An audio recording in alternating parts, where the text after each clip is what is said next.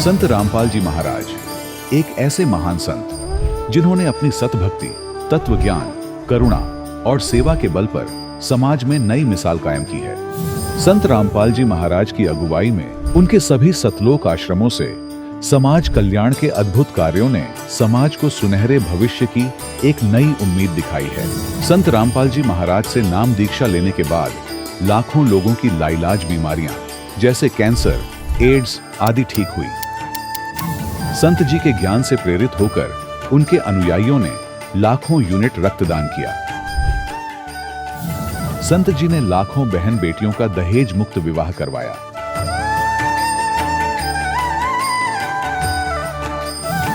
संत जी ने लाखों लोगों का नशा छुड़वाया, करोड़ों उजड़े परिवार बसे। संत जी के आश्रमों में समागम के दौरान निःशुल्क नेत्र चिकित्सा, दंत चिकित्सा प्रदान की जाती है। संत रामपाल जी महाराज द्वारा समय समय पर पर्यावरण संरक्षण के उद्देश्य से बड़े स्तर पर वृक्षारोपण किया जाता है। संत जी ने जरूरतमंदों को तत्काल राहत पहुंचाने के लिए एम्बुलेंस सेवा शुरू की। संत जी अपने अनुयायियों को देहदान के लिए प्रेरित करते हैं, जिससे मानवता की सेवा और चिकित्सा क्षेत्र में सुधार हो सके। संत रामपाल जी महाराज के सभी आश्रमों में हर रोज निःशुल्क भंडारा आयोजित किया जाता है, जहां हर वर्ग, हर जाति और हर धर्म के लोग एक साथ बैठकर भोजन करते हैं।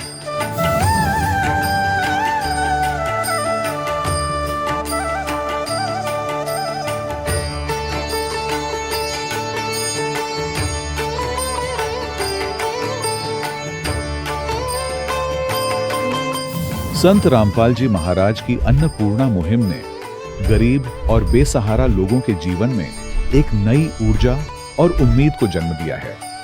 घर घर खाद्य सामग्री और जरूरी मदद पहुंचाकर संत रामपाल जी महाराज ने लोगों को दुख और मजबूरी से लड़ने की ताकत प्रदान की है।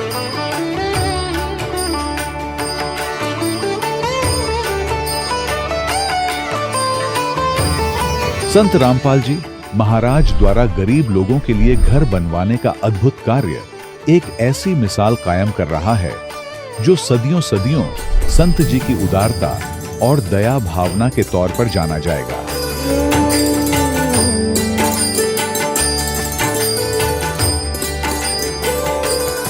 संत रामपाल जी महाराज के आश्रम में हजारों बुजुर्गों को सम्मान और प्यार के साथ जीवन जीने का अवसर मिलता है। उनके खाने, रहने और स्वास्थ्य की पूरी जिम्मेदारी संत रामपाल जी महाराज उठाते हैं। अनाथ बच्चों के लिए संत रामपाल जी महाराज के सभी आश्रम किसी वरदान से कम नहीं। यहाँ उन्हें शिक्षा, संस्कार और भविष्य के लिए बेहतर अवसर प्रदान किए जाते हैं।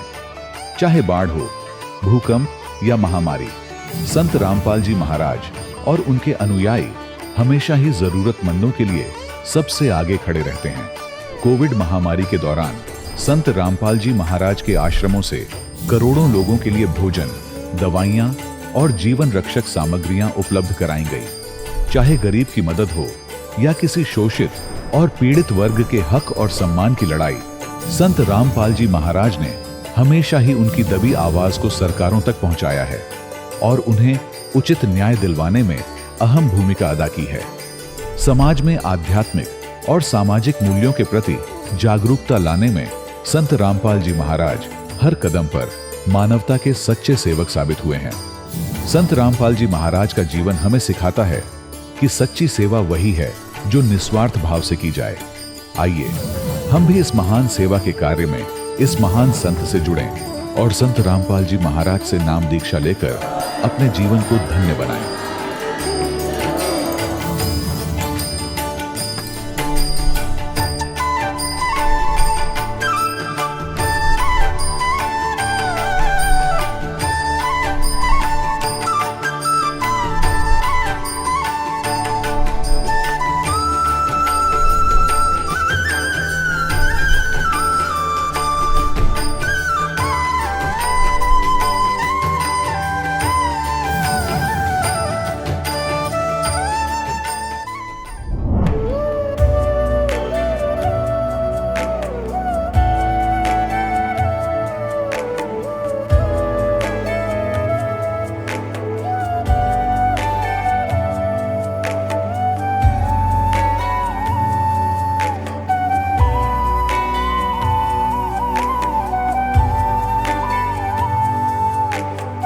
गीता 18 के श्लोक नंबर 62 में भगवान स्वयं कह रहे हैं कि अर्जुन उस परमेश्वर की शरण में जा जिसकी कृपा से परम शांति व शाश्वत स्थान अर्थात सतलोक को प्राप्त होगा।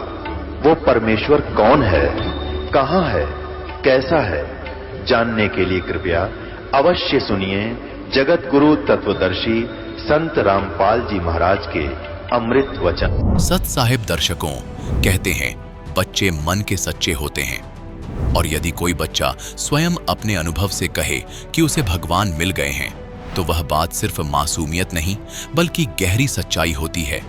आज हम आपको मिलवाने जा रहे हैं दिल्ली के रहने वाले एक ऐसे बच्चे से जिसने बचपन से ही संत रामपाल जी महाराज द्वारा बताई गई शास्त्रानुसार सत भक्ति को अपने जीवन का हिस्सा बना लिया।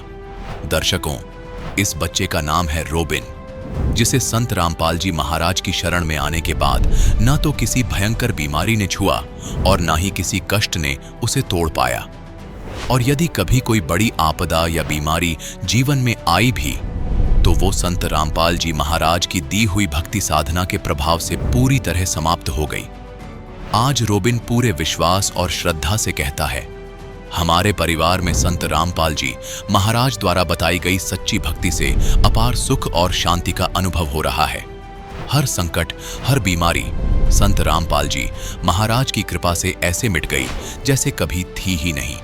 तो आइए दर्शकों, जानते हैं ऐसी कौन सी भक्ति है जो बच्चों की जुबान से भी संत रामपाल जी महाराज को परमात्मा कहलवा रही है। सुनते हैं रोबिन की कहानी उन्हीं की जुबानी। नमस्कार। नमस्कार सर। क्या नाम है आपका? रोबिन दास। रोबिन जी, आप कहाँ के रहने वाले हैं? नजफगढ़, नई दिल्ली। रोबिन जी, संत रामपाल जी महाराज से आपने नाम दीक्षा कब ली? मैं बचपन से ही संत रामपाल जी महाराज से जुड़ा हुआ। मेरे माता पिता जी ने पहले से ही संत रामपाल जी महाराज से नाम दीक्षा ले रखी। उसके बाद मैं जब 5 वर्ष का हुआ, मेरे को जब प्रथम नाम मिला। रोबिन, अभी आपकी कितनी उम्र है? 11 साल।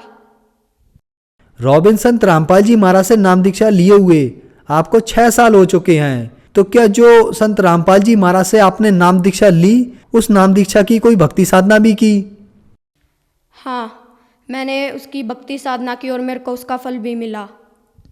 तो जो आपने भक्ति साधना संत रामपाल जी महाराज से नाम दीक्षा लेने के बाद की, उससे आपको क्या फल मिला? बचपन में मैं बहुत ज़्यादा बिस्किट खाता था, तो उनके कारण मेरे यहाँ पे मैदा जम गया। तो फिर मैं 1 महीने हॉस्पिटल में एडमिट रहा। तो फिर डॉक्टर बोले कि इसका मैदा तो निकल जाएगा पर इसके यहाँ पे पेन रहेगा। तो फिर मैं 1 महीने हॉस्पिटल में रहा। मैंने संत रामपाल जी महाराज से प्रार्थना भी की और गुरुजी बोले बेटा ठीक हो जाएगा।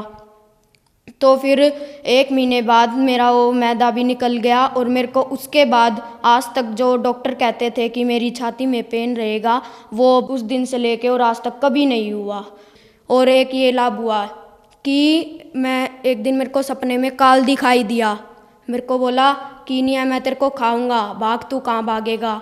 तो मैंने प्रथम नाम का जाप किया जो मेरे गुरुजी संत रामपाल जी महाराज ने दे रखा है। तो फिर गुरुजी आए एकदम से।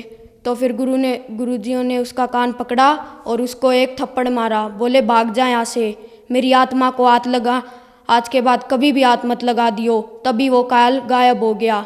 तो एक हम हमारे परिवार में मेरी 2 दीदी है, वो छत से गिर गई थी तो उसका हाथ टूट गया था और उसके 3-4 फ्रैक्चर आए थे। तो वो भी संत रामपाल जी महाराज की दया से ठीक हो गई। और हमको एक ये भी लाभ मिला कि जो मेरे दादा थे वो एक दिन सोनीपत जा रहे थे आरटीवी बस में। आगे 3 जने बैठे थे, एक ड्राइवर, 2 और थे, एक मेरे दादा चौथे थे। तो एक्सीडेंट हो गया ट्रक से। तो फिर दादा को गुरुजी दिखाई दिए। गुरुजी बोले मैं तेरे को नहीं जाने दूंगा।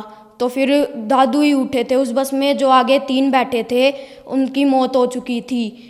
तो फिर आज मेरे दादा बिल्कुल स्वस्थ है। एक हमको ये लाभ मिला और मेरे को परमात्मा मिल गए। सबसे बड़ा मेरे को ये लाभ मिला और मेरे को शास्त्रों अनुकूल भक्ति साधना मिल गई। और मैं जब छोटा था 4-5 साल का, तो मेरी मम्मी एक दिन काम कर रही थी और मम्मी ने कार्टून चला रखे थे और मम्मी काम करने लग रही थी। तो पहले उस टीवी में किसी भी चैनल पर सत्संग नहीं आता था। तो फिर मेरे गुरुजी आए शब्द गाते हुए और उन्होंने मेरे को आशीर्वाद दिया। फिर मेरी मम्मी ने सुना कि ये कार्टून बंद कैसे हो गए और ये शब्द कैसे चल पड़े। तो मेरी मम्मी आई, पहले उन्होंने मेरी दंडवत करवाई और फिर खुद की, और जब खुद करने के बाद उठी तो गुरुजी गायब हुए। भगत जी हमको इतने लाभ मिले। संत रामपाल जी महाराज से नाम दीक्षा लेने के बाद आपको लाभ प्राप्त हुए, तो जो समाज आज आपको देख रहा है, आप उन्हें क्या संदेश देना चाहोगे? हम संदेश तो नहीं दे सकते पर प्रार्थना कर सकते हैं कि वो जल्द से जल्द संत रामपाल जी महाराज की शरण में आए और अपना कल्याण करवाए। धन्यवाद। सत साहिब। दर्शकों, अभी आपने सुने संत रामपाल जी महाराज से दीक्षा प्राप्त करके सुखी हुए भक्त के अनुभव। अब देखिए जगत गुरु तत्वदर्शी संत रामपाल जी महाराज के मंगल प्रवचन। ये सत भक्ति करो, इस तरह ये दान धर्म करो और उन पितरा का वीर सब कहेंगे उद्धार अपने आप होता चलेगा। ये आपने पढ़ भी लिया, क्योंकि सत साधक ये भक्त है या लाखों योगी जी में एक महीने के अंदर आकर के हैं, और फिर वो एक कह के जमान में इतना लाभ बता रहे।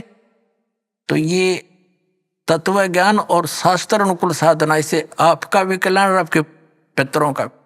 अब जैसे आप जी ने अभी सुना कि वेद में इसको मूर्खा की साधना बताई है, तो बिल्कुल ठीक है। तो वेद क्या है? ये परमात्मा का विधान है, ये परमात्मा का आदेश है। और जो हमारे पुराणों में जो लिखा है वो पितरों का या ब्रह्मा जी का या किसी जैसे मंदालसा या कौन थी बता, इससे की बात ने साची मान ली, सब ने इसी तरह करने लगे। और या किसी अन्य ऋषि का दिया हुआ आदेश है, इसका पालन हमने नहीं करना। जैसे एक समय एक व्यक्ति की दोस्ती दरोगा से थी, थानेदार से, SHO से, और उस व्यक्ति का जो साथी था पड़ोसी उसको बहुत दुखी कर रहा था। उसने अपने मित्र दरोगा जी से कहा कि भाई दरोगा जी, ऐसे ऐसे मेरा पड़ोस में है, साथ वाला मकान में, बहुत परेशान करता है, सारा कुछ कह लिया, पंचायत भी कर ली, नहीं मान रहा, क्या करूं? अब दरोगा जी ने कहा उसका मार लट सर, मैं माफ देख लूंगा। दरोगा जी की के आदेश न लेकर उसकी आज्ञा का पालन कर दिया। उसने ये सोच कर आप संभाल लेगा, उस अपने पड़ोसी के साथ झगड़ा ठान लिया। लट्ठम लट्ठा हो गया, उसका सर में लठ लग गया, वो मर गया पड़ोसी। अब वो SHO वहां का प्रभारी था, वो ले उसी को पकड़कर हवालात में दे दिया, सजाए मौत होगी उसकी। अब राजा का विधान था किसी का लठ मारेगा और मर गया तो उसकी सजा होगी मौत, और वो विधान तोड़ दिया उस व्यक्ति ने। अपने मित्र एक अधिकारी की आज्ञा का पालन कर लिया, जिससे राजा का विधान टूट गया, वो दंडित हुआ। इसी प्रकार इन पुराणों में लिखा हुआ जो आदेश है, ये दरोगा जी का समझ लो इन पुराणों में। और वेदों में संविधान समझो भगवान का संविधान अगर तोड़ दिया इन दरोगा जी के कहने होते, पुराणों के या इन नकली धर्म गुरुओं के कहने से, इन शास्त्र विरुद्ध साधना कराने वाले आचार्य और शंकराचार्यों के आदेश से हमने ये क्रिया कर ली, तो हम दंडित होंगे, हम पितर ही बनेंगे, यानी मौत की सजा मौत की मिलेगी। तो ऐसी गलती हम तो ना करें भाई, और करियो भी मत। एक जीवित उदाहरण दास साहब को देता है। मेरे पूज्य गुरुदेव जी ब्राह्मण वर्ण में जन्मे थे।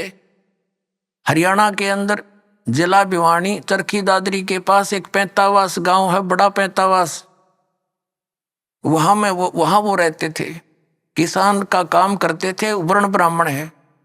पुणात्मा, ब्राह्मण कोई जाति विशेष नहीं। दास बहुत बार कहता है कि देखो ब्राह्मण बेदक जा कि ब्राह्मणों के विषय में कह रहे हैं, नहीं। और वो खेतों में, मेरे जो गुरुदेव थे ब्राह्मण वर्ण में जन्म था उनका, खेतों में गौवें चरा रहे थे अपने खेतों में।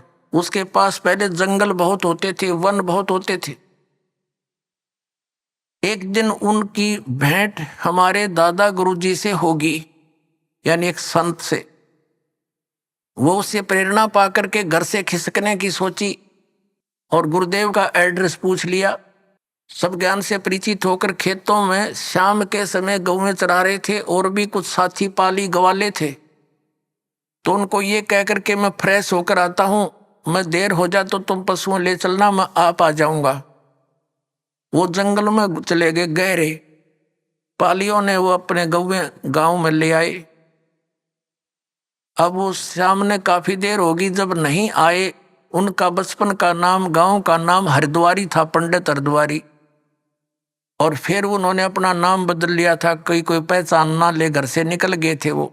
तो उन्होंने क्या किया, अपने कपड़े जो पहन रखे थे वो उतार दिए। 2 जोड़ी कपड़े लेकर गए घर से, उस दिन एक अलग से ले गए थे, किसी को दिखाया नहीं। वो जो पहन रखे थे वो कपड़े पाड़ पुड़ के, और कोई किसी हिंसक पशु ने, कोई पशु खा रखा था, कोई मृग वगैरह, किसी शेर ने, वो उन्होंने दिन में देख लिया था। उसके ऊपर घेर के कपड़े और निकल गए, रातों रात हरिद्वार पहुंच गए। अब उन घर वालों ने इंतजार की, 1-2 घंटा, फिर पूछा उन पालियों से, हरिद्वारी नहीं आया। वो कहने लगे, वो यूं कह रहा था मैं फ्रेश होकर आऊं हूं, तुम चलो। उन बच्चों को साथ लेकर गए, बताया कहाँ से प्रवेश हुआ था, किधर गया था।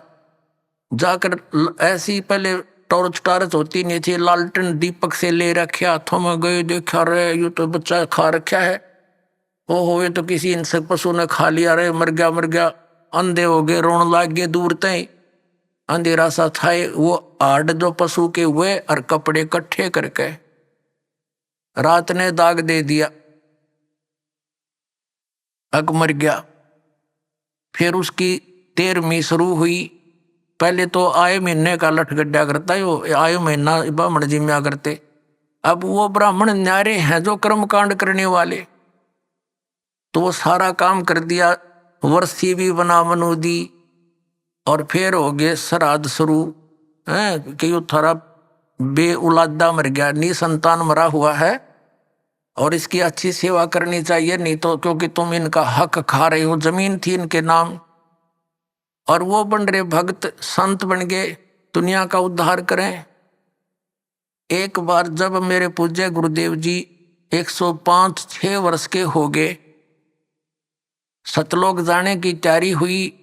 तलवंडी भाई, फिरोजपुर जिला पंजाब में उनका आश्रम, एक इसमें खन्ना के अंदर था, एक मोगा के अंदर था, एक नजफगढ़ आश्रम था। तो तलवंडी भाई वो ज्यादा रहते थे, तो वहां से दास को उसमें आदेश दे रखा था नाम देने का। बहुत से शिष्य भी उनकी प्रेजेंस में दास के हो गए थे। 2 बच्चों की सेवा लगा रखी थी, उनकी सेवा में छोड़ रखे थे। तो उनका संदेशा आया कि गुरुजी यहाँ 45 आ चुके हैं। तो दास भी पहुंच गया 3-4 भक्तों को लेकर गाड़ी से। वहां देखा वो गुरुजी बैठे, प्रणाम हुआ। फिर उनकी एक भाभी जी थी, वो 92 वर्ष की हो रही थी, 92 ईयर ओल्ड थी। उससे बातचीत हुई। हमने उनसे पूछा कि माता जी, जब हमारे गुरुदेव यहाँ से चले गए तुमने क्या सोचा पीछे थे? वो कहने लगी, जी मैंने तो ये सुना था कि तेरा एक देवर था और वो ऐसे ऐसे जंगल में किसी पशु ने खा लिया था, हिंसक ने, और मैं आई जब तक इसके श्राद्ध निकला करते, और 70 श्राद्ध मैंने अपने हाथ से निकाल रखे इसके। और जब भी कभी कोई ऊक चूक घर में हो जाती, भैंस में कोई पशुओं में कोई हानि होती, फसल में हानि होती, हम अपने गुरुजी ब्राह्मण के पास जाते थे, उससे जंतु पितरा पुत्रा पढ़वाते थे। वो क्या कहा करता कि तुम्हारा अर्धवारी निसंतान मरा हुआ है और वो तुमने सिद्ध है, तुमने हानि करता है, उसके 500 कपड़े बनवाओ, उसके सिर का श्राद्ध अच्छी तरह निकलवाओ और उसका फलाना कर दो। वो जो कुछ भी कहता वो सारा करते हम, और फिर भी नो कहता इनका ठीक से श्राद्ध नहीं, अगली बार मैं करूंगा अच्छी तरह। 70 तो श्राद्ध करवा दिया, रियो बैठा नो का नो। अब मैं कहने लगा, माता जी देखो गीता जी में मना कर रखा है 9वें अध्याय के 25वें श्लोक में कि भूत पूजनीय भूत बनेंगे, पितर पूजनीय पितर बनेंगे, ये पूजा नहीं करनी चाहिए। अरे यो आपके सामने जीवित उदाहरण रहा, ये मूर्ख बना रहे थे आपको। और वो साधना को, वो कोई सच्ची बात थी इन लोगों की? ये तो ईब तो अब तो छोड़ देना इसको। ने बोली ना भाई, या तो पुरानी लाग है, नो के छूटे है, बाढ़ में पड़ो फिर भी ना छूटे, तो हद कर दी भाई। आंखों देख रही है, आपसे कह रही है कि मैंने इसके 70 श्राद्ध निकाल लिए, पिंड भी भरवा लिए, न बोलो पितर बन गया। वायु पितर नहीं हो सबका, तो उद्धार करने वाले महापुरुष बन गए, लाखों लोगों का उद्धार कर दिया। इस नृत्यों इनके श्राद्ध निकालो, इन मूर्खों को पालन लग रही। तो पुण्यात्माओं, परमात्मा कहा करते, पर भी लेन जात है दुनिया, हमारा ज्ञान किने ना सुनिया। ये वहां धक्के खान जावड़े तीर्थों पर, वहां पता नहीं कहाँ का, हमारा ज्ञान किसी ने नहीं सुना। अपने आत्माओं, ये तीर्थ कैसे बने? अब जैसे अमरनाथ धाम है, ये कैसे बना? पार्वती माता को भगवान शंकर जी ने उस स्थान पर एक सूखे वृक्ष के नीचे एकांत स्थान देखकर ये मंत्र दिया था। प्रथम मंत्र जो दास साहब को देता है, इसको मोक्ष मंत्र बोलते हैं। ये जितना मोक्ष कर सकता है। तो पार्वती जी को जहां वो उपदेश ग्रहण प्राप्त हुआ, शंकर भगवान ने वो मंत्र उनको दिया, ये अमर मंत्र, तो उनके लिए, उस पार्वती माता के लिए वो अमर धाम है, आप और हमारे लिए नहीं। अब जैसे ये तीर्थ और ये अमर धाम कैसे, जैसे आप जिसको यहाँ बरवाला में ये मंत्र मिला, उसके लिए तो ये बरवाला है अमर धाम, और यहाँ बरवाला में ये दास हो नहीं, और यहाँ कोई भी नहीं हो, और यू खाली पड़ा हुआ आश्रम। अब जैसे किसी ने क्रोथा आश्रम में नाम लिया था, उसके लिए क्रोथा है आश्रम अमर धाम अमरनाथ। अब वहाँ कोई भी को नहीं, ये दास यहाँ पर बैठा तो उस क्रोथा में माथा टेकने का लाभ ना हुआ है। ये तो इस दास के वचन यहाँ सुनेंगे, सत्संग सुनेंगे, आशीर्वाद पाओगे तो यही लाभ होगा उसे। तो अमर धाम जो है वो एक आदरणीय स्मारक तो है कि यहाँ पर ऐसी घटना घटी थी, लेकिन आपके लिए वहां जाने से कोई लाभ नहीं होगा। आपको तो वैसा ही संत खोजना पड़ेगा जिसके पास वो अमर मंत्र हो, और वो अमर मंत्र आपको चाहे बरवाड़ा की गली में मिल जाए दास, और वहां उपदेश प्राप्त हो गया, तो वही आपके लिए अमरनाथ है। उस मंत्र से मोक्ष होगा, उस स्थान से नहीं। अपने आत्माओं, जैसे तीर्थ कैसे बने, इसमें बहुत से प्रमाण है कि एक ऋषि था, उसने वहां बैठकर साधना की और उसने मोक्ष प्राप्त किया। अपने आत्माओं, जैसे एक हमाम दस्ता होता है सामग्री कुटन का, दवाई दुई कुटन का, लोहे का मुसल सा वो 1.5 फुट का, और 2 फुट का, वो 1.5 फुट का, 1 फुट का ऊंचा, 9 इंच चौड़ा होता है। वो किसी का पड़ोसी ने मांग लिया, और उसने उसमें कुछ सामग्री गुट्टी अवन की, और वो वापस दे गया मांझ धो के कति साफ करके, उनको लौटा गया जिसका था। उनको रात्रि के समय जब वो सोने लगे तो महक आ रही थी। उन्होंने देखा ये महक कहाँ से आ रही है, देखते देखते देखा ये तो इस हमाम दस्ते में से आ रही है। तो उन्हें देखा हो इसको तो पड़ोसी ले गया था मांग के, उसने कोई सामग्री कूटी है। अपने आत्मा उसने सारी सामग्री निकाल ली, कति साफ करके वापस लौटा दिया, और फिर भी महक आ रही है। वो सामग्री जो उसमें कूटी थी वो अलग वस्तु है, तो वो महक जो उसके अंदर आवे थी थोड़ी बहुत हमाम दस्ते में 1 दिन के बाद खत्म होगी। अब ये तीर्थ एक हमाम दस्ता समझो, और जैसे उस ऋषि ने उसमें सामग्री कूटी, यानी वो साधना वहां बैठकर की, वो सारी कमाई लेकर अपने उस धाम को चला गया जहां उसने उस साधना से जाना था। वो तीर्थ तो एक हमाम दस्ता है, उड़े 1-2 महीने 1-2 साल उसमें महक सी आवे, क्योंकि जहां संत ने साधना की होती है कुछ देर राहत मिलती है, लेकिन वो सामग्री वाला काम नहीं हो सकता। अब जैसे वो इतनी सामग्री कूटनी पड़ेगी उसमें महक अच्छी रोज लेने के लिए, यानी सत्य साधना आप कहीं बैठकर कर लो जैसे उस ऋषि ने की। आप अपने घर पे करोगे, आपके लिए वो तीर्थ आपका घर है, ना कि वो स्थान जहां पर किसी अन्य ने साधना की, वहां देखने जाने से हमें क्या लाभ होगा। जैसे ये दास पहले नगर नगर में सत्संग करने लगा, तो जहां किसी ने सत्संग सुना, उपदेश ले लिया, और वहां हम भट्ठी बना करके खीर बनाते, हलवा बनाते, सब्जी बनाते थे, और वहां से हम अगले शहर में चले गए, और फिर कोई व्यक्ति ये बताने किसी को साथ लेकर जावे कि देखो यहाँ महाराज रामपाल का सत्संग हुआ था, यहाँ खीर बनी थी, यहाँ हलवा बना था, यहाँ बैठकर खावे थे। बुआ ना तो रामपाल वहां पर, ना वहां पर खीर ना हलवा, वो तो सूखी भट्ठी दिखानी है। हलवा और रामपाल जहाँ मिलेगा उड़े माल मिलेगा भाई। इसी प्रकार सब जलो इन तीर्थों और व्रतों को, तो ये सतलोक आश्रम आपके लिए उन सब धामों और तीर्थों का काम करेगा। यहाँ हो, अपना कल्याण करवाओ। बोलो सतगुरुदेव।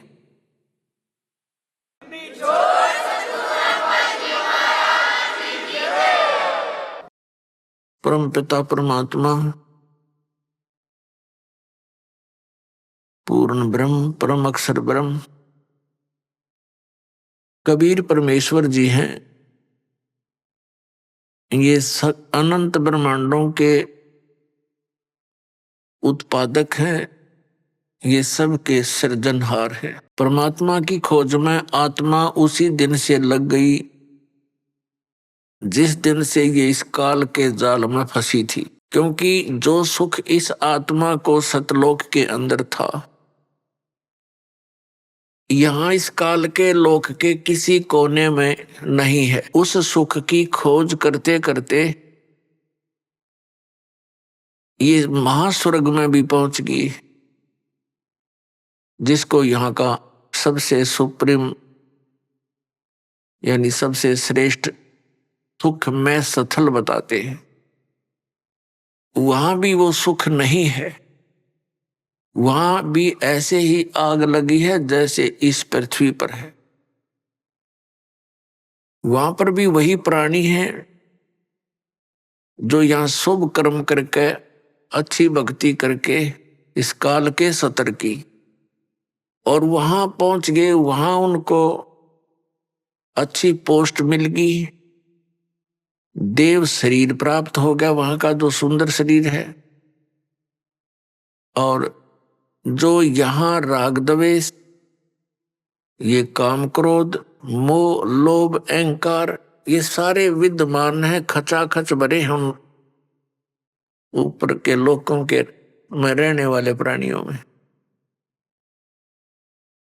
तो वहां भी ये ऐसे ही अपना टाइम पास करके फिर नरक में चले जाते हैं। नरक का समय पूरा करके फिर ये 84 लाख योनियों में भटकते रहते हैं। पुण्यात्माओं, परमात्मा पाने के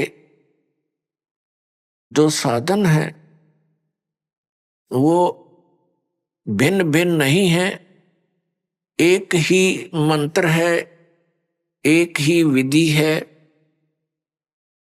यानी एक जैसे ही वो सब क्रियाएं हैं। और हम परमात्मा पाने के लिए कोशिश करते करते अपने जीव सतर की सोच से और अन्य लोक वेद के आधार से हम महापुरुषों से मिलते हैं, क्योंकि ये विशेषकर हिंदू धर्म के प्राणियों में, उन आत्माओं में एक विशेष आस्था है परमात्मा की, और उनको इतना ज्ञान है सदग्रंथों के आधार से कि गुरु के बिना मोक्ष नहीं होता। ये तो प्रत्येक हिंदू धर्म के पुण्यात्मा के, चाहे कोई भक्ति करता है या ना करता है, तो वो भी ये अवश्य कहता है कि वे गुरु बिन मोक्ष नहीं। तो ऐसी व्यवस्था अन्य किसी भी धर्म में नहीं रही। जैसे सिख धर्म के अंदर गुरु परंपरा थी, लेकिन बाद में वो केवल गुरु ग्रंथ साहिब को ही गुरु मानकर अपना अध्यात्म क्रियाएं करने लगे। लेकिन वक्त गुरु का होना अनिवार्य है। जैसे ये पवित्र गुरु ग्रंथ साहिब, पवित्र श्रीमद् भगवत गीता, पवित्र वेद, पवित्र पुराण, ये तो एक आदरणीय सदग्रंथ है, महापुरुषों की जानकारी है, भगवान के विषय में लिखा है इसमें। ये तो ऐसा समझो कि हमारे औषधि की बुक हो, औषधि की पुस्तक है, और उसके जानकार की आवश्यकता है जो वैद्य हो, और वैद्य वही सफल होता है जो औषधि की पुस्तक में लिखी हुई सब जड़ियों को इकट्ठा करके मिला के समझ के जड़ी बनाता है। इसलिए वक्त गुरु की आवश्यकता है। तो पुण्यात्मा, इस धारणा के अनुसार इस आवश्यकता की पूर्ति के लिए ये प्राणी गुरुओं के पास जाने लगे। अब श्रद्धालु को कोई ज्ञान नहीं होता, क्योंकि वो तो जिज्ञासु होता है। जैसा भी उसके गुरुजी साधना करने को कहते हैं वो समर्पित होता है, वैसे ही करता है। तो पुण्यात्मा, सभी भक्ति भी कर रहे हैं और बुराइयां ज्यों की तो बढ़ रही है।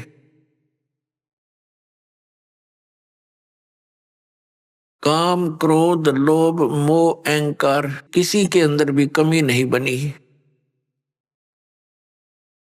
इसका कारण क्या है कि पूर्ण संत ना मिलने से तो कभी भी ये शांति इस समाज में, इस लोक में नहीं हो सकती।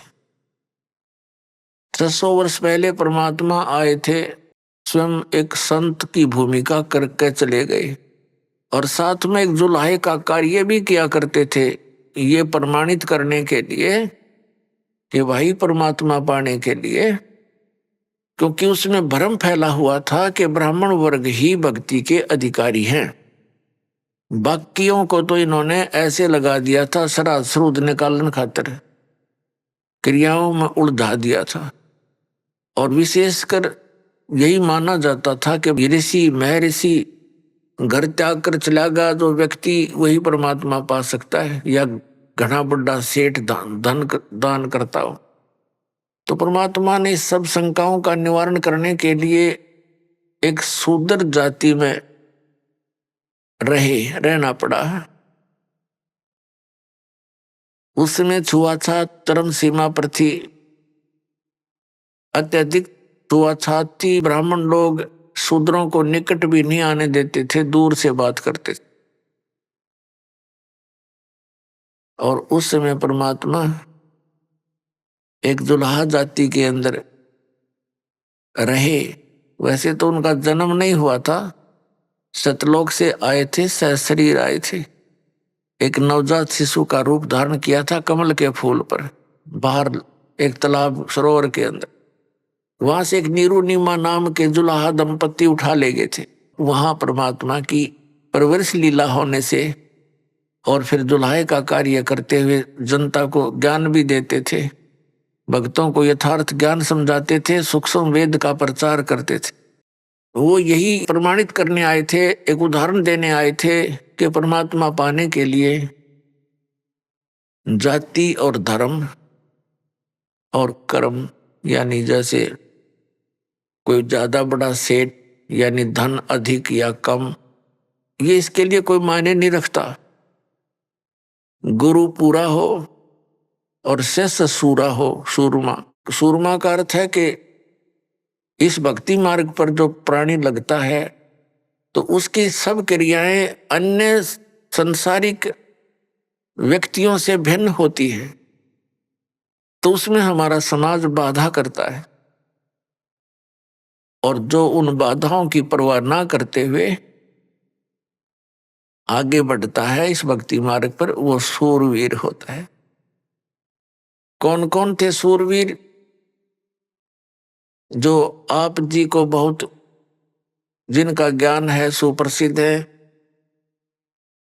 धरु थे सूरवीर, प्रहलाद थे सूरवीर, और मीराबाई थी सूरवीर, और स्वयं परमात्मा तो वो मालिक थे ही थे, वो तो सूरवीरों के सूरवीर और सब भगवानों के भगवान कबीर परमेश्वर जी। और अब वर्तमान में ये दास देख रहा है कि मेरे इस परमात्मा के ज्ञान से परिचित इस दास के अनुयायी ये सूरवीर,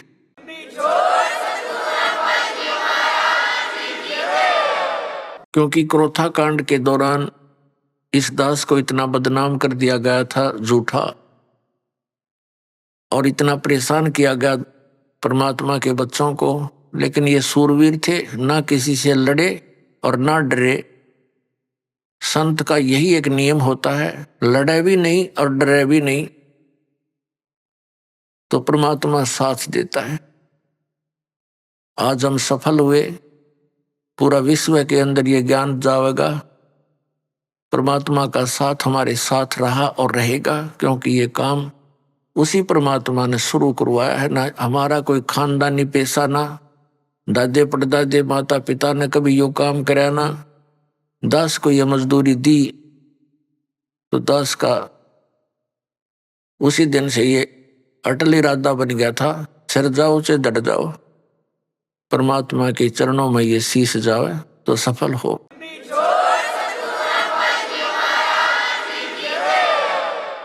तो पुण्यात्मा, आप जी का सौभाग्य है कि काल के दूतों ने परमात्मा के इस अनमोल धन को पाताल में डाल रखा था।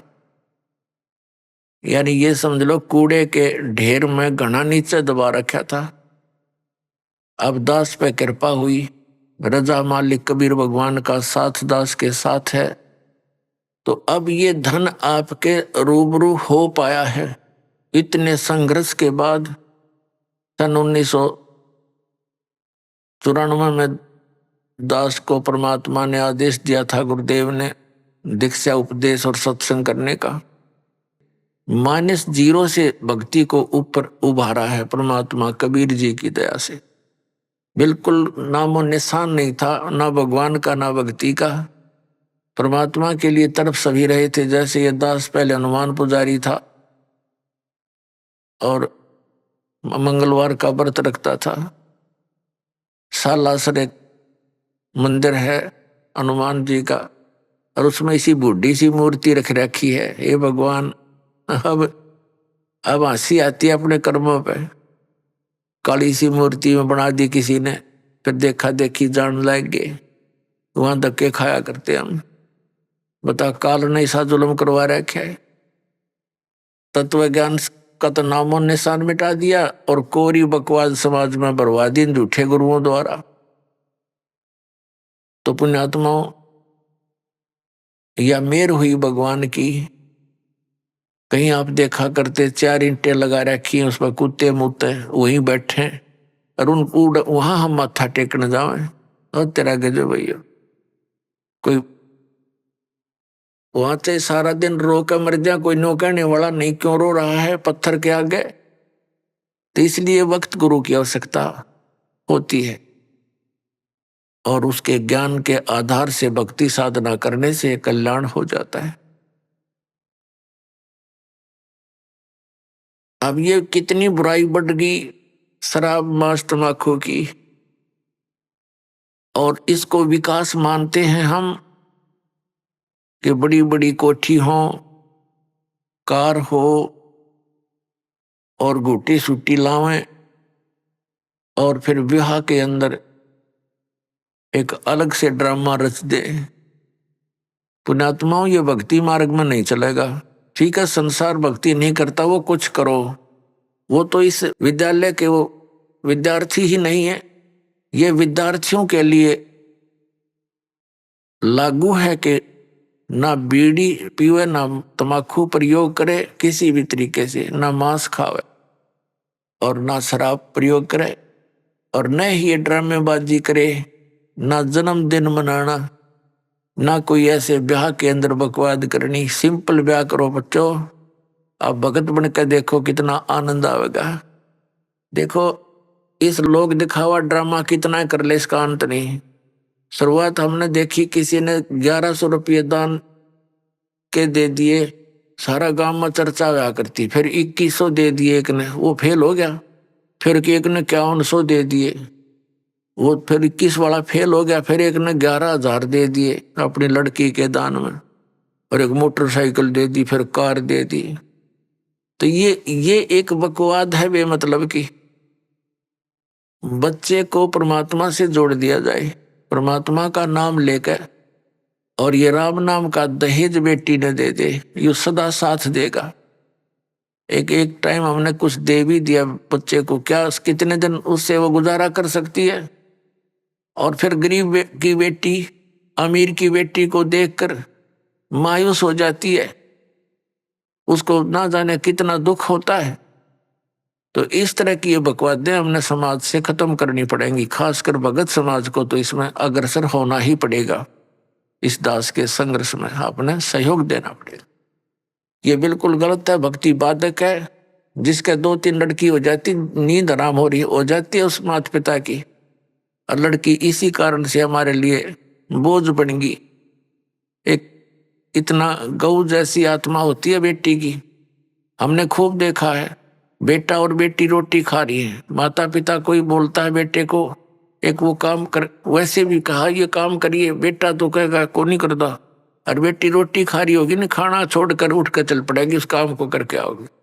अब ये हमें बोझ क्यों बनाई? अपने ड्रामाबाजी से, अपनी बकवादों से, दहेज के कारण। तो इस प्रकार हमने इस हर तरह की जो बुराई हमारे समाज में घर कर गई, इसको भी आपने बहुत एक गहराई से सोच कर, एक मर्यादा के उद्देश्य से नहीं कि मैंने कह दिया आपने शुरू कर दिया, नहीं। ये नियम ना समझना, ये आवश्यकता समझना, इस भक्ति मार्ग में बाधक समझना, इन नियमों को तोड़ देना। तो इस प्रकार से हम भक्ति हमारी अधिक होएगी। फिर पुण्यात्माओं, हमने परमात्मा पाने के लिए जो भी कुछ आदेश होता है गुरु जी का, वो करना ही चाहिए, क्योंकि गुरुदेव को मालूम होता है, वो मास्टर होता है इस मार्ग का। और विद्यार्थी, और जैसे डॉक्टर के पास जाता है मरीज, तो सही डॉक्टर होगा तो वो कांटे की बात करा करे और सही दवाई देगा। उसमें जो भी मर्यादा यानी परहेज बताई जा, तो उस रोगी को आजीवन करने पड़ते हैं, तभी वो सफल होता है, रोग नाश होता है। तो हमारे जन्म मृत्यु का दीर्घ रोग लगा हुआ है, इसका नाश इस दास के बताए मार्ग से होगा। दास वही मार्ग बता रहा है जो परमात्मा ने स्वयं आकर के बताया था। ये गॉड गिवन है, ये किसी के लोक वेद नहीं है, किसी आम व्यक्ति का बताया हुआ ज्ञान नहीं। और यही प्रमाण हमारे सदग्रंथों में है, जिन सदग्रंथों को हम सिरोधार्य मानते रहे। तो फिर भक्ति में देर नहीं लगेगी, आपको विश्वास होने में देरी हो रही है, और कि ये दास जो भक्ति बता रहा है वो सही है, श्रेष्ठ है, शास्त्र अनुकूल है। ये प्रमाण करने के लिए कि ये भक्ति सही है, और भगवान परम पूज्य कबीर जी हैं जो जुल्हा रूप में, धानक रूप में बनारस में आए थे, ये प्रमाणित करने के लिए ये ढेर सारे आपको प्रमाण दिखाने पड़ते हैं। और कुछ दिनों के बाद फिर ये आवश्यकता नहीं पड़ेगी इन प्रमाणों की, क्योंकि आप एक दूसरे को बताओगे कि ऐसा है, फिर ये एकदम सबको स्वीकार्य हो जाएगा। अभी तक तो किसी ने देखे नहीं, खोल के वेद देखी ना, गीता पढ़ी थी, समझी नहीं गीता जी में क्या लिखा है, पुराणों में क्या लिखा है, हम पढ़ते थे लेकिन समझ नहीं सके। अब हम समझन जोगे हो गए, अरीब खूब देखेंगे, कति दृढ़ होकर कहेंगे कि सचमुच कबीर इज गॉड, कबीर परमात्मा है, और यही भक्ति सही है, यही मंत्र श्रेष्ठ है, और सब बकवाद है। तो फिर आपसे सुनकर अन्य व्यक्ति भी इस बात पर विचार करेंगे, और कोई प्रमाणित कराना चाहेगा तो सदग्रंथ हमारे पास है, आप खुद भी उनका विश्वास दृढ़ करोगे। तो इस प्रकार ये पूरे विश्व में मालिक आदेश है, उनका निर्धारित समय है कि अब ये पूरे समय में, पूरे विश्व में एक ही भगवान रहेगा, एक ही ज्ञान रहेगा, और भक्ति विधि उस भगवान की एक है ही, वो अलग हो ही नहीं सकती। जैसे आम के पौधे को बीजने के लिए आम का ही बीज प्रयोग करना पड़ेगा, दूसरा बीज आम का हो ही नहीं सकता। तो परमात्मा पाने के लिए जो मंत्र है, इनके अतिरिक्त कोई साधना है ही नहीं। बाकी तो बबूल के बीज अलग हैं, अन्य साधनाएं जो सिद्धियां प्राप्त करने की है वो अलग वस्तु है, उसकी हमें जरूरत नहीं।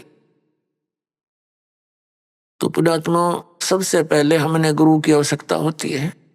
अब परमात्मा कहते हैं, गुरु बिन माला फेरते, गुरु बिन देते दान, गुरु बिन दोनों निष्फल हैं, चाहे पूछो वेद पुराण। गुरु बड़े गोविंद से मन में देख विचार, हरि सुमरे वो रह गए, गुरु सुमरे होवे पार। गुरु गोविंद दोनों खड़े, काके लागू पाए, बलिहारी गुरु अपना, जिन गोविंद दियो मिलोय। सात द्वीप नौ खंड में गुरु से बड़ा ना कोई, करता करे न कर सके, गुरु करे सो होवे। अभी आपने सुने संत रामपाल जी महाराज के मंगल प्रवचन। आइए अब सुनते हैं संत रामपाल जी महाराज से नाम दीक्षा लेकर सतभक्ति करके अद्भुत लाभ प्राप्त करने वाले अनुयायी के विचार। दर्शकों, मनुष्य अपने जीवन में सुख और शांति की तलाश में सभी प्रकार की पारंपरिक भक्ति साधनाओं को करता है, लेकिन जब उसे कहीं से भी कोई लाभ नहीं मिलता है तो उसका विश्वास डगमगाना स्वाभाविक हो जाता है। दर्शकों, ऐसी ही कुछ कहानी थी मध्य प्रदेश के रहने वाले गौरी शंकर जी की। गौरी शंकर जी ने अपने जीवन में सभी प्रकार की पारंपरिक भक्ति साधनाओं को अपनाया, लेकिन इतना सब कुछ करने के बाद भी ना तो इनके जीवन में शारीरिक सुख था और ना ही मानसिक शांति। लेकिन दर्शकों, आज गौरी शंकर जी का कहना है कि जब से मुझे संत रामपाल जी महाराज की शरण मिली है, तब से मेरा और मेरे परिवार का जीवन पूरी तरह से बदल गया है। दर्शकों, आखिर संत रामपाल जी महाराज ने इन्हें ऐसा कौन सा मंत्र दे दिया जिससे इनके जीवन के सारे दुख दर्द हमेशा के लिए समाप्त हो गए? आखिर इसके पीछे की सच्चाई क्या है? आइए सुनते हैं गौरी शंकर जी की कहानी, उन्हीं की जुबानी। सर नमस्कार। सत्सा है। क्या शुभ नाम है आपका? गौरी शंकर दास। कहाँ से आए सर? गांव बौड़ेरा, तहसील पृथ्वीपुर, जिला टीकमगढ़, मध्य प्रदेश। सर, संत रामपाल जी महाराज से नाम दीक्षा लेने से पहले आप क्या भक्ति साधना करते थे? सर जी, संत रामपाल जी महाराज की शरण में आने से पहले जो समाज में पूजाएं होती थीं, जैसे नवरात्रि व्रत रखना, सभी 33 करोड़ देवी देवताओं की पूजा करना, श्राद्ध निकालना, और हमारे यहाँ ओरछा है जहाँ राम राजा का मंदिर है, वहाँ भी जाते थे। वहाँ का एक त्यौहार होता है, वहाँ त्यौहार पर जाते थे, यही करते थे। पहले जो साधनाएं आपने की उनको करने से आपको क्या लाभ मिला? सर जी, लाभ तो कोई नहीं मिला, बल्कि हानि इतनी हुई कि हमारी जो मम्मी थी, माता जी, वो जब मैं 10-12 साल का था उस समय बीमारी से ख़त्म हो गई, और चाचा भी अचानक घटना एक्सीडेंट से ख़त्म हो गए, और लाभ कोई नहीं हुआ सर जी। आप संत रामपाल जी महाराज की शरण में कैसे आए? सर जी, संत रामपाल जी महाराज की शरण में आने का कारण में हमारे गांव के पास टोड़ी खिराक है, वहाँ एक रामपाल जी महाराज के पहले नाम दीक्षा ले चुके संत रामपाल जी महाराज के भगत हैं। वो हमारे यहाँ आते थे और बताते थे कि आप ये सब भक्ति जो तुम कर रहे हैं ये सही भक्ति नहीं है, और रामपाल जी महाराज से दीक्षा लो और ये भक्ति करो। तो हम नहीं सुनते थे उनकी। एक दिन क्या हुआ भगत जी सत्साई जी की, हमारे ओरछा में कनकेश्वरी देवी की भागवत चल रही थी, जिसका सीधा प्रसारण टीवी पर आता था। तो हम वो कनकेश्वरी देवी की भागवत सुन रहे थे, तो उस समय हमने टीवी ऑन करी और चैनल बदला। तो उस दिन परमात्मा की रजा मान लें आप कि वो कथा नहीं आई, लेकिन संत रामपाल जी महाराज का सत्संग चल रहा था, जिसमें रामपाल जी महाराज गीता का ज्ञान सुना रहे थे। और वो भगत जी हैं, वो भी बताते थे कि रामपाल जी महाराज गीता का ज्ञान एक एक श्लोक पढ़ाते हैं उंगली रख रख के। तो वो टीवी में जैसे हमने देखा, और भी 2-3 भाई थे हमारे साथ।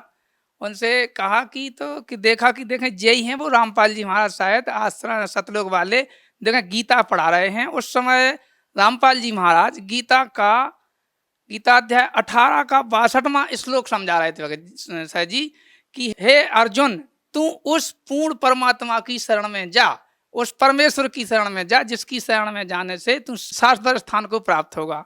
तो ये समझ में आई हमारी कि अर्जुन को ये राम भगवान बताते थे कि भगवान श्री कृष्ण हैं और भगवान श्री कृष्ण दूसरे की शरण में जाने के लिए कह रहे। तो हमने वो पूरा सत्संग देखा भगत सर जी, और उसके साथ साथ तो फिर हमने लगातार उस सत्संग को लगभग 6 माह बराबर देखा। 6 माह देखते देखते हमने जो सत्संग में गुरुजी बताते थे गीता के श्लोक, वो श्लोकों को लिख लिख के और घर पे गीता जी खोल के गीता जी से मिलाते थे। और हमारे यहाँ रामायण भी रखी है, देवी भागवत पुराण भी रखा रहता था। तो उनसे भी जो जो गुरुजी बताते थे उनको लिख के और फिर उससे मिलाते थे, वो बिल्कुल सही निकलता था। इसने इतना ही में भगत जी सर जी 6 माह निकल गए और 28 मार्च 2014 को सतलोक आश्रम आया और रामपाल जी महाराज से दीक्षा ली। सर, संत रामपाल जी महाराज ने जो भक्ति आपको दी है उसको करने से आपको क्या लाभ मिले? सर जी, जो संत रामपाल जी महाराज ने हमको भक्ति दी है उसके तो बहुत लाभ हैं। पहला लाभ मैं आपको बताऊं कि सबसे बड़ा लाभ तो ये हुआ कि आध्यात्मिक ज्ञान प्राप्त हुआ, जो मनुष्य का मूल उद्देश्य है कि मानुष जन्म किस लिए मिला है। तो पहला लाभ है कि आध्यात्मिक ज्ञान मिला है और तत्वदर्शी संत मिलना ये बहुत बड़ी बात है। परमात्मा जी ने सत्संग के माध्यम से बताया भी है कि कई असंख्य जन्मों के बाद तत्वदर्शी संत मिलते हैं और जो एक ही होते हैं। आज पूरे विश्व में तत्वदर्शी संत एक ही हैं और इस बड़ा लाभ है कि मानुष जन्म है और तत्वदर्शी संत है। क्योंकि मानुष जन्म मिलना बड़ी बात नहीं है, मानुष जन्म मिलने के बाद भी यदि तत्वदर्शी संत भी नहीं मिले तो ये मानुष जन्म मिलने का कोई मतलब नहीं है। और दूसरा लाभ बताएं भगत सर जी कि मैं अपने घर से टीकमगढ़ के लिए जा रहा था एक दिन, और अचानक मैं रात भर जगा, उस रात में बाइक से था, बाइक से एक और मेरे साथ सवार थे गाड़ी पर। सर जी, मैं टीकमगढ़ पहुंचा, वहाँ मेरी गाड़ी लगभग 70-80 की स्पीड में चल रही थी और अचानक रात के जगने के कारण अचानक मेरी आंख लग गई और मैं इतनी स्पीड में गाड़ी में गिरा कि भगत जी लगभग नीचे 8 फुट गहरी गड्ढा था। उस गड्ढा के आगे गिर के और सीधे गाड़ी तो गिरी गड्ढा में और हम फिर गड्ढा के आगे।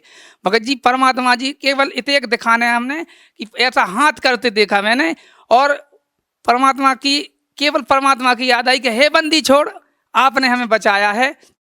और जो उसमें हमारे साथ में बैठे थे उनका पाँव में थोड़ा यहाँ फ्रैक्चर हुआ, वो भी बोले हैं कि भगत जी आज हम मान गए आपको कि आपके परमात्मा आज नहीं होते तो आज हम भी नहीं बच रहे थे, आपकी वजह से हम भी बच गए। सर जी, दूसरा लाभ ये है कि 17 मार्च 2015 को हमारी बच्ची हमारे छत के ऊपर, लगभग 15 फुट ऊंचा छत है सर जी, वहाँ पर बैठी हुई थी। सुबह का टाइम था, वही 8-10 बजे का, और नीचे और भी बच्चे खेल रहे थे, वो शैतान कर रहे थे, वो पढ़ रही थी। तो वो अचानक उस बच्चों को रोकने के लिए शैतान कर रहे थे, दौड़ते समय छत के ऊपर जाली है लगभग 3 फुट ऊंची, और वो पुरानी जाली थी।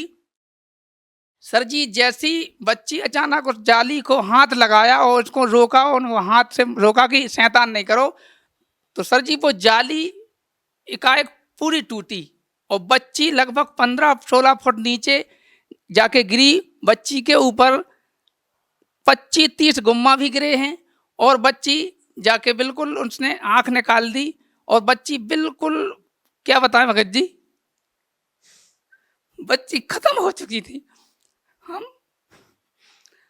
हम सामने देख रहे थे भगत सर जी, हमने बच्ची को उठाया, बच्ची ने आंख निकाल दी थी, बच्ची के मुंह पर फंसू कर निकल आया था और गांव के दौड़े आवाज हुई, वहां तक देखा कि बच्ची तो खत्म हो गई। तो सर जी हम बच्ची को उठा के हमने कहा हे परमात्मा, बच्ची खत्म हो जाए तो हम भी अभी जान गंवा देंगे।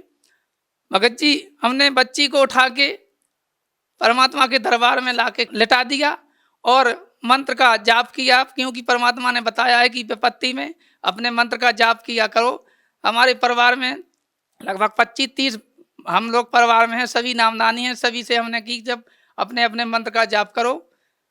सर जी 15-20 मिनट हम लोग जाप करते रहे, बच्ची बिल्कुल शांत रूप में पड़ी, बिल्कुल ख़त्म हो चुकी थी, आँख निकाल दी थी। 15-20 मिनट में सर जी बच्ची ने थोड़ी आँख मिलमिलाई है, आँख हिली, तब थोड़ी हमें लगा कि हाँ अब बच्ची जिंदा होती है। हमने कही ये बंदी छोड़ सतगुरु रामपाल जी महाराज की जय। तो बच्ची थोड़े ऊपर ऐसे हाथ किया, उनने पानी के लिए इशारा किया। बच्ची का नाम है अर्चना। हमने कहा हाँ अर्चना क्या है, क्या हो गया है? तो उसने ऐसे हाथ किया तो हमने अमृत जल रखा था, बंदी छोड़ सतगुरु रामपाल जी महाराज की दंडवत करके अमृत जल पिलाया और बच्ची थोड़ी बहुत जो बिल्कुल बेहोशी उसमें थी, उसमें थोड़ा होश आया। होश आने के बाद हमने गाड़ी बुलाई, गाड़ी बुलाने के बाद हम अस्पताल पृथ्वीपुर स्वास्थ्य केंद्र अस्पताल ले गए। वहाँ जाके हमने उसका ट्रीटमेंट कराया। उसके 8 एक्सरा निकलवाए हमने, जहाँ जहाँ उसने बताया कि यहाँ दर्द है, यहाँ दर्द है। 8 एक्सरा निकालने के बाद भी जब डॉक्टर ने देखा तो बोले ये तो बहुत बड़ा चमत्कार है, इतनी सीरियस बच्ची और कहीं भी बच्ची को कोई खरोंच नहीं है, ये किसका करिश्मा है। हमने कही डॉक्टर साहब वो आप नहीं जब समझ सकते हैं, हम जानते हैं कि इस बच्ची को किसने बचाया है और बचाने वाला वो कौन है। मगर सर जी रामपाल जी महाराज ने हमारी बच्ची को दोबारा जन्म दिया और छोटे मोटे लाभ तो इतने हैं कि अब बताने पूरे बताएं सर जी तो लगभग 2-4 घंटा का पूरा दिन लग जाएगा। एक और हम आपको लाभ बताएं सर जी कि हम आश्रम गुरुजी के सत्संग सुनने के लिए आ रहे थे, तो हमारे झांसी के पास में चंदपुरा गांव है, वहाँ हमारे बहनोई जी हैं। हमारे जीजा जी लगभग 25-30 साल से बीमार थे, उनका पेट दर्द होता था और झांसी, ग्वालियर, कानपुर, यहाँ नौगांव है वहाँ और टीकमगढ़ सब अस्पतालों में दिखा चुके थे, लेकिन उनके पेट में कोई राहत नहीं मिलती थी। हम अचानक उनके बस वहाँ लेट हो गई तो हमने कही चलो जीजा जी के पास जो 2 मिनट हुआएं और उनसे भी कहें कि चलो एक काम करें आप चलो सतलोक आश्रम चलो, वहाँ रामपाल जी महाराज से दीक्षा ले लो और आप वहाँ से सही होने आप और कहीं सही नहीं हो सकते हैं। तो वहाँ जब हमने जीजा जी से कहा तो जीजा जी तैयार हो गए। जीजा जी वहाँ गए, उनको नामदान लिया, नामदान लेने से उसी दिन से आज बिल्कुल ठीक हैं। संत रामपाल जी महाराज की दया उन पर हुई और आज एक भी गोली नहीं खाते हैं, नहीं तो पहले गोली साथ में लेके चलते थे। भगत जी सर आप भगत समाज को क्या संदेश देना चाहेंगे? भगत समाज को यही संदेश देना चाहते हैं कि संत रामपाल जी महाराज पूर्ण तत्वदर्शी संत हैं और केवल एकमात्र ऐसे संत हैं जो वेद शास्त्रों से दिखा के शास्त्र अनुकूल साधना बता रहे हैं और संत रामपाल जी महाराज की शरण में आएं, अपना कल्याण कराएं और मोक्ष कराएं। सर जो लोग संत रामपाल जी महाराज से जुड़ना चाहते हैं वो उनसे कैसे जुड़ सकते हैं? सर जी संत रामपाल जी महाराज से जुड़ने के लिए टीवी पर जो सत्संग आता है उसमें नीचे एक पट्टी चलती है, उसमें नंबर लिखे हुए हैं, उस नंबर पर कांटेक्ट करके और वो उस आश्रम में जाके नामदान स्थल पर जाके अपना नाम ले सकते हैं। सर बहुत बहुत धन्यवाद आपका। सत साहेब।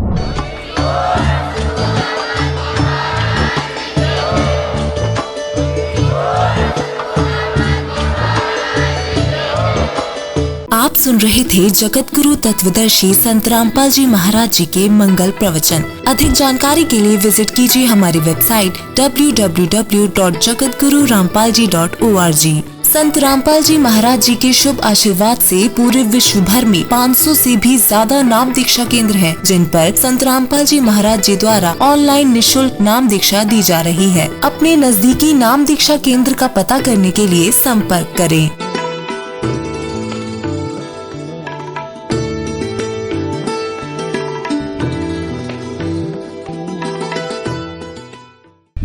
तत्वदर्शी संत रामपाल जी महाराज जी के पावन सानिध्य में भक्ति की अलख जगाने तथा श्रद्धालुओं को सत्य भक्ति मार्ग का रास्ता दिखाने हेतु फिजी के लोकप्रिय चैनल FBC2 चैनल पर जगत गुरु तत्वदर्शी संत रामपाल जी महाराज जी के मंगल प्रवचनों का प्रसारण प्रतिदिन रात्रि 8 बजे से 9 बजे तक किया जा रहा है। इस सत्य भक्ति मार्ग को अपनाने के लिए अधिक से अधिक सत्संग प्रसारण देखें। इस सत्संग प्रवचन का सीधा प्रसारण संत रामपाल जी महाराज लाइव सत्संग YouTube चैनल और जगत गुरु संत रामपाल जी महाराज Facebook पेज पर भी देख सकते हैं।